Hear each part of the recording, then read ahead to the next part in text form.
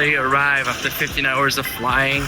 We are in Hong Kong. I'm so excited to be here. Hopefully you guys can follow us on the journey to discover the clock and watch trade show.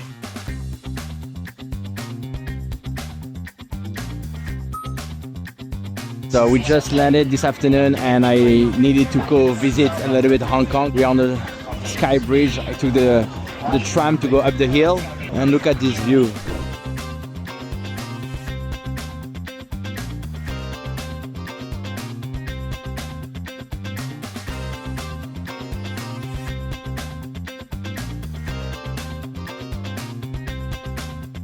Hey guys, I'm very excited to be here with Jean-Sébastien from Aerowatch. Can you quickly introduce us to your brand? Aerowatch was founded actually in 1910. It's a very old brand, never stopped producing watches, continuously produced pocket watches. How did you get into the business? First started with the watchmaking school in École d'Horologerie de la Chaux-de-Fonds. Okay, yeah. I am a graduate watchmaker. Okay. And after this first experience, I wanted to learn languages. Yeah. And it offers me a possibility to travel in Germany for Maurice Lacroix. Okay, yeah. I made some stage there as a young watchmaker. Okay. And learned German. And then I worked also for Corum, but then in marketing and sales. I am at the booth of the Swiss Independent Watchmaker Pavilion, and I'm here to meet Amarildo, which is the founder of the organization.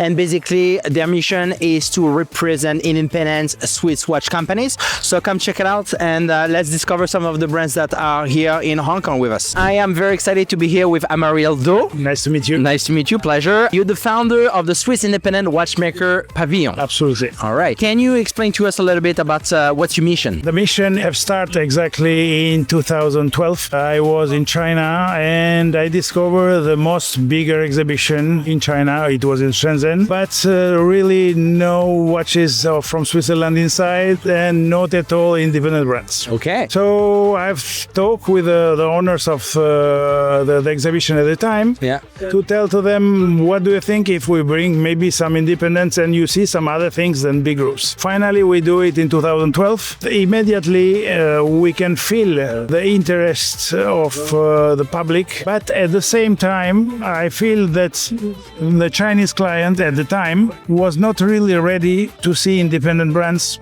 because we are talking 13 years ago. But Hong Kong was really ready for that, much more open mind. Hey everyone, I am with Fred from Atlantic Watches. Thank you so much for having us. Thank you too. Can you explain to us quickly what's Atlantic Watches? Atlantic Watches actually is a traditional brand since 1888. Okay. So we are 137 years old. Okay. All traditional Swiss brands. Okay. We are a Swiss-made brand. We are distributed in 36 countries worldwide actually, and our main markets are in Europe, Eastern Europe. Hey guys, I am very excited to be here with my friend Akim from Elka Watches. Thank you so much for sitting around with me. My pleasure. I would love for you to quickly explain to our community what's Elka all about. The brand was relaunched in 2022. I launched first of all, a collection that was the X and the D series. So X, it's about the Aviation watch. It's the classic watch that I took the design from the past of the brand, and that was a model that was created between Elka and Ulysse Nardin. This is in 40.8 millimeter, and then we have also the X series, and this is the Aviation watch, and you have the numerals, and the numerals are only the minutes. I'm very excited here to be with Jean-Pierre from Ice Watch. Thank you so much for having us. Thank you. Can you quickly explain to us what's Ice Watch all about? Ice Watch is a very accessible pricing, and we like to play with different design from the watch industry. Yeah. Very common one, useful, and so we can put our DNA. The DNA of Ice is colorful, it's a silicone, and also, as I explained to you, accessible price, always with a very high level quality.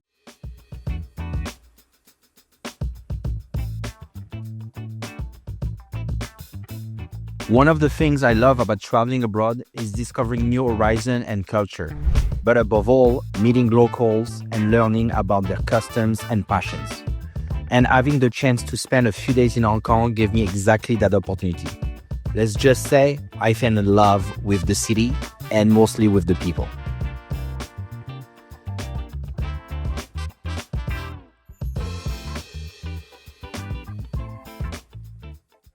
I am with Claire from Francéclat. Hi, Thomas. How you doing? Good, and you? Good. So today is the third day of the show. Yes. How's the show so far for you? It's very good, actually. Yeah? Yes, we're meeting a lot of distributors from Asia. Okay. Can you quickly introduce Francéclat? Francéclat is a French organization, so we represent French watches, jewelry, and tableware. Okay. So we are here at the show to represent the watch industry. Yeah. So we are here with 10 brands, and it's the third time we are organizing this French pavilion. Okay, in Hong Kong, third time. In Hong Kong, yes. Okay, third beautiful. time. I am with Laura from Pierre Lannier. Hi. How you doing? Good, and you? I am great. This is the third day on the show Yes, in Hong it Kong. is. Yes. How's everything for you? It's good. It's been good. We're very happy for the moment. Good. There's been a lot of traffic, people interested in our brands. Yeah. So we're very happy. Something that is very important for me is I really like timepieces, but what I'm really passionate is the story behind. Yeah. And I find out recently that you're the third generation from Indeed. your grandparents, right? Yes, I Tell am. us all about. So my grandparents started almost 50 years ago with this adventure. Yeah. They started in their dining room Okay. together. Yeah. And now, almost 50 years later, I'm working with my dad. Yeah. We are building up all this legacy, working all together. Okay. And the main idea is always to promote our passion, which is watchmaking, French watchmaking. Yeah. I am with Benjamin from Herbelin. Third day in Hong Kong at the fair. How's the fair for you so far? So far, it's been great. We saw, I would say, about 5 of our current distributors, but we've been able to find new ones, so potential new countries to open. Amazing. Through either distributors or directly retailers. Okay. So the show, it's a success for you. Yeah, that's the main goal for us, to be here in Hong Kong, to open more countries in Asia or Middle East region, mostly. Yeah. But we even saw some people from the US, so that's a target. Very cool. That's beautiful. Can you quickly introduce us to the brand? Well, Herbelin set up the company, Michel Herbelin, the founder set up the company in 1947. Okay. And his main goal at that time was to create a brand where everything is around design and quality. I am with Marion from Briston. How you doing? I'm very good. Good to see you. Good to see you as well. We saw each other in Vancouver. Yeah, right. All right, beautiful. That was on the other side of the Pacific. Of the world, yeah, okay, a few hours. Okay, cool. How you been since? I'm very good. I'm so happy to be here, present new products, see our colleagues from other French brands. Yeah. Hong Kong is so iconic place. Yes. Briston is a French brand from Paris. Yeah. We are doing our famous watches with acetate case. Yeah. Same material as the eyewear industry. Okay. So it makes it very light, unique, and of course very designed. Yeah. It is the perfect mix between a design watch and a classical watchmaker industry. You have colors for men and women, different size and style. I am with Edith from Kelton Watches. Thank you so much for having us. Well, thank you for coming to visit me. No problem, no problem. So this is the third day in Hong Kong. Yes. How's the show for you? Very good.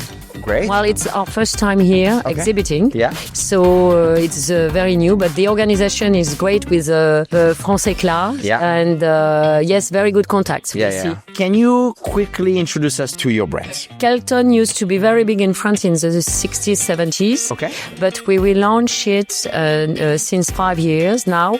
So we have still very small, but still growing. Okay. So it's about 100 distribution shop in France. Okay. And we just started the export with Inorgenta this spring. Okay. And now Hong Kong, but we are already distributed in Japan and Taiwan. LIP is a company created many years ago, 150 years ago. Okay. By a family, the family name was Lipman. We have two families. One family is the model created many years ago. Yeah. Then, for example, this one is the model from De Gaulle. Okay. I am with Warner from Pointec. Thanks so much for having us. My pleasure. Can you quickly explain to us what's the brand all about? Sure. Pointec is about discovering what's possible with watches. We founded brands, we dropped brands, we always did everything. We designed the watches, we built the watches. Zeppelin, of course, is about the airships that were around in the 1900s and especially in the 1920s and 30s. When you see the airships or when you envision them, you have this little capsule below, but that's only for the captain and the crew. inside these huge aircrafts, there was like a cruise ship atmosphere, like with salons, with decks, with libraries, everything. And it was like being on a cruise ship, but in the sky. Can you tell us a little bit about Timeway? Because I understand that you guys have multiple brands. We are part of a very large group. So Timeway Group is the newborn of under umbrella of Tom Group. We are especially in charge for distribution. Okay. So our goal is to bring the brand of Tom Group, a group for watches and jewelry, to a global level. I am very excited to be here with Sophia Chong. Thank you so much for being with us today. Thank you, Thomas, for having me. One question that I had for you regarding the show and regarding obviously the mission of your new position, how do you see the show was for the last few years? What's the future? What's the next few years coming? Okay, a big question. Yeah. But let me do a little bit of background. Yeah. The Hong Kong Watch and Clock Fair has come a long way. Okay. So it is now entering its 44th edition, meaning that it has been first launched in the past century. But then we have a new element into it, which is on the third floor, this hall, which is called the Salon de TE. From the beginning, it's a very, I would say, humble beginning of, because what Hong Kong is good at is, at that time, is the light consumer industries, including the watches and clocks. We are the world's second largest exporter in terms of watches and clocks, only second to Switzerland. Yeah, maybe Swiss watches are more valuable in terms of the value, so that's why. But in terms of volume, Hong Kong is really big. And then we are also the second largest importer of watches and clocks, only second to USA. So you can also know that's such a small city, so we are second in the world, both in terms of exports and imports. So in the beginning, 40-some years ago, we launched this Hong Kong Watch and Clock Fair together with two other local watch and clock associations, namely the Hong Kong Watch and Clock Manufacturers Association and the Hong Kong Federation of Watch Trade Industries. We have developed into, I would say, the world's largest watches and clocks fair in terms of the number of exhibitors and also in terms of the countries that participated. Hong Kong is strategically located south of China, meaning that across the border of Shenzhen, we have already a lot of manufacturing base, production base. We moved there since the late 1980s. So that's why in terms of cost, in terms of efficiency, manpower, we get the best of both worlds because we're one country, two systems. I am excited to be with Ken and Beatrice from Agelocer here in Hong Kong. Thank you so much for having me here. And thank you very much for having us. No problem. Okay. Agelocer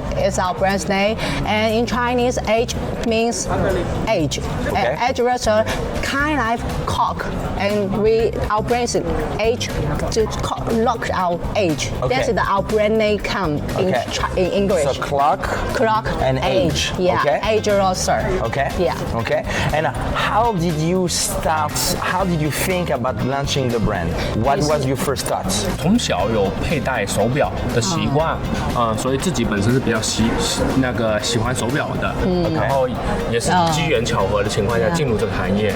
He always liked take the watch in the younger time, and after graduate, in college time, and some chance he just in this line. Okay. That's why. And when was that? 什么时候开始的？2013年。